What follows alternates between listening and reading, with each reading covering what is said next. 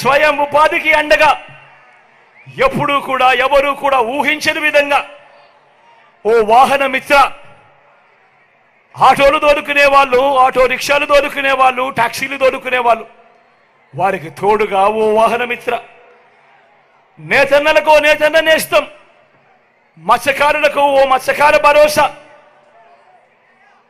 ఓ తోడు ఓ చేదోడుతో చిరు వ్యాపారులకు శ్రమజీవులకు అండ, లాయర్లకు కూడా లా నేస్తం.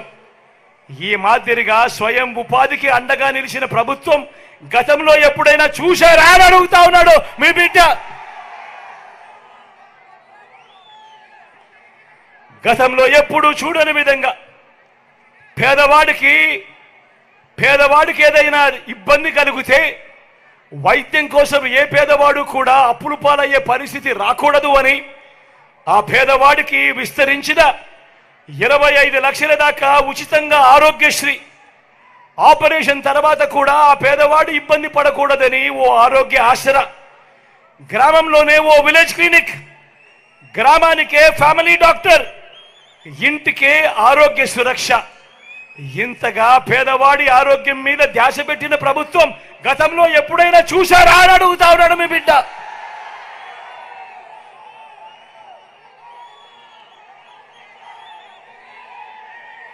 వీటి అన్నింటితో పాటు ఏ గ్రామానికి వెళ్ళినా కూడా ఆ గ్రామంలో 600 రకాల సేవలు అందిస్తున్న ఒక గ్రామ సచివాలయం, 60-70 ఇళ్లకు ఇంటికే వచ్చే వాలంటీర్ సేవలు, అదే గ్రామంలో రైతన్నను చేయబట్టుకుని నడిపిస్తూ ఓ ఆర్బీకే, ఆ ఆర్బీకేకి పక్కనే 4 అడుగులు వేస్తే అక్కడే అదే గ్రామంలో ఓ విలేజ్ క్లినిక్, మరో 4 అడుగులు వేస్తే అదే గ్రామంలో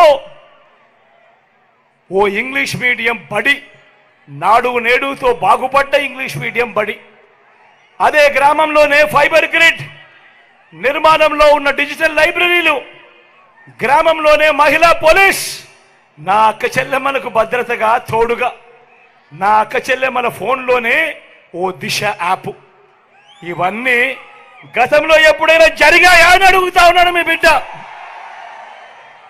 ఏమక్క జరిగాయా? చెల్లెమ్మ జరిగాయా? అన్న జరిగాయా? తమ్ముడు జరిగిందా? మరో వంక 14 సంవత్సరాలు సీఎంగా చేశానంటాడు, 3 సార్లు సీఎం అంటాడు ఆ చంద్రబాబు.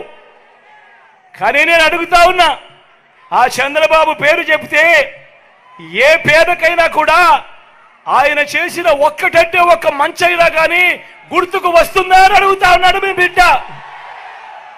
2 చేతులు పైకెత్తారు, ఇలా ఇలా ఇలా ఇలా ఇలా ఇలా ఇలా ఇలా ఇలా ఇలా ఇలా ఇలా ఇలా ఇలా ఇలా ఇలా 14 ఏళ్ళు సీఎం అంటాడు, 3 సార్లు సీఎం అంటాడు. మరి ఆయన పేరు చెబితే ఏ పేదవాడికైనా కూడా ఆయన చేసిన ఒక్కటంటే ఒక్క స్కీమ్ అయినా గుర్తుకు వస్తుందా అని అడుగుతా ఉన్నాడు మీ బిడ్డ.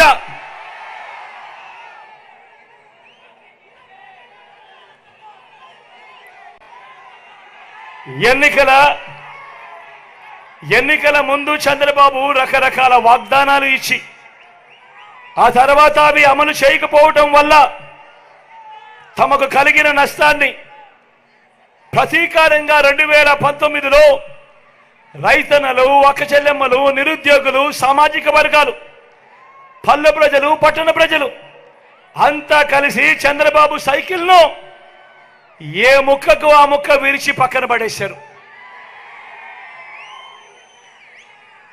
ఆ తుప్పు పట్టిన సైకిల్కు చంద్రబాబు రిపేర్ చేయాలని చాలా చాలా కష్టపడతా ఉన్నాడు. ఆ రిపేర్ చేసే భాగంలో ముందుగా ఎర్ర చొక్కాల దగ్గరికి వెళ్ళారు. ఎర్ర చొక్కాల దగ్గరికి వెళ్ళినప్పుడు అక్కడ ఫలితం లేదు. ఆ తర్వాత దత్తపుత్రుడిని పిలుచుకున్నాడు. దత్తపుత్రుడేమో సైకిల్ మొత్తాన్ని చూసి తుప్పు పట్టింది, నేను క్యారేజ్ మీద మాత్రమే ఎక్కుతాను, టీ గ్లాస్ మాత్రమే పట్టుకొని తాగుతాను అన్నాడు. మిగతాటి నా వల్ల కాదు అన్నాడు. తర్వాత వదినమ్మను ఢిల్లీకి పంపించాడు.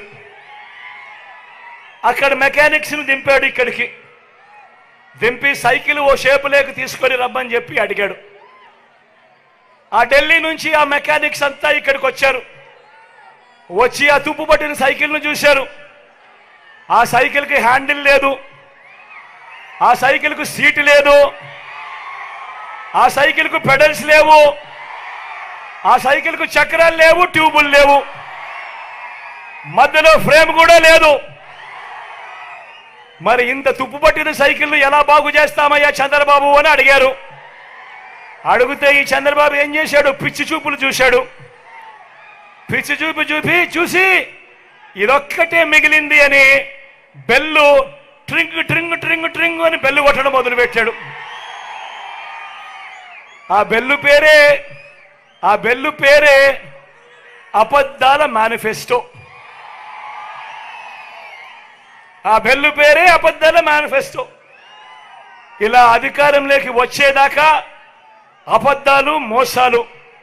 అధికారం దక్కితే చంద్రబాబు చేసే మాయలు, మోసాలు ఎలా ఉంటాయో ఒక్కసారి 2014లో ఈ పాంప్లెట్ చూద్దామా?